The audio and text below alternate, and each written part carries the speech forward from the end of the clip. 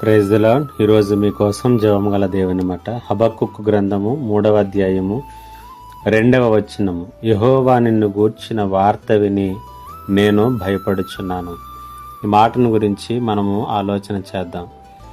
దేవుడు మనకు ఎల్లప్పుడూ కూడా దూరముగా ఉండేటటువంటి వ్యక్తి కాదు, కానీ మనకు దగ్గరగా ఉండి మనతో ఎల్లప్పుడూ కూడా ఒక స్నేహితుడు మాట్లాడినట్లుగా మాట్లాడేటటువంటి దేవుడై ఉంటూ ఉన్నాడు. అయితే ఆయన స్వరాన్ని మనము గుర్తుపట్టవలసినటువంటి అవసరత ఉన్నది. హబక్కుకు అంటున్నాడు, నిన్ను గురించినటువంటి వార్త విని నేను భయపడుచున్నాను అనేటువంటి మాట మాట్లాడుతున్నాడు. వాస్తవానికి ఇక్కడ భయపడుతున్నానంటే ఆడలిపోవటమో బెంబేలెత్తిపోవటమో కాదు, కానీ నిన్ను గురించినటువంటి మాటలు నేను విన్నప్పుడు నేను భయభక్తులు కలిగి జీవిస్తున్నాను అనేటువంటి అర్థంలో ఇక్కడ హబక్కుకు మాట్లాడుతూ ఉన్నాడు.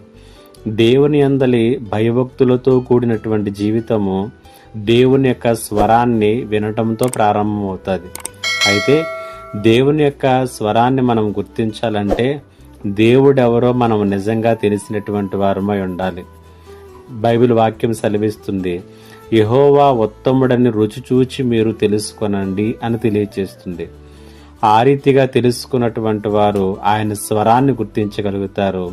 ఆయన స్వరాన్ని గుర్తించినటువంటి వారు భయభక్తులు కలిగి జీవించగలుగుతూ ఉంటారు. విశ్వాస జీవితంలో భయభక్తులు చాలా ప్రాముఖ్యమైనటువంటివి.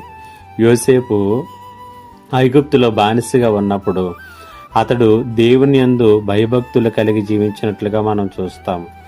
అతడు దేవుని యందు భయభక్తులు కలిగి జీవిస్తూ ఉండగా బానిసగా ఉన్నప్పుడు కావచ్చు, చెరసాలలో ఉన్నప్పుడు కావచ్చు, అతడు ఏ పరిస్థితుల్లో ఉన్నప్పటికీ ఆ పరిస్థితులలో బలం పొందుకోవటానికి, ఆ పరిస్థితులలో దేవుని యొక్క శక్తిని పొందుకోవటానికి, ఆ పరిస్థితుల్లో దేవుని యొక్క సహాయాన్ని పొందుకోవటానికి అతని భయభక్తులు అతనికి ఆధారమైనట్లుగా మనం చూస్తూ ఉన్నాం.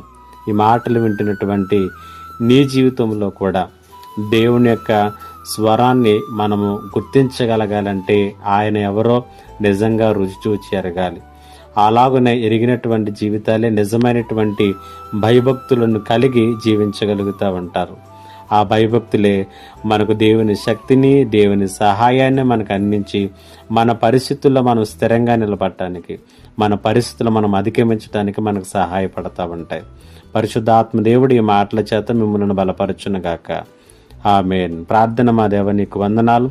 ఈ మాటల చేత ప్రతి ఒక్కరిని బలపరచుమని యేసు నామములో అడిగి వేడుకొనుచున్నాను తండ్రి. ఆమేన్.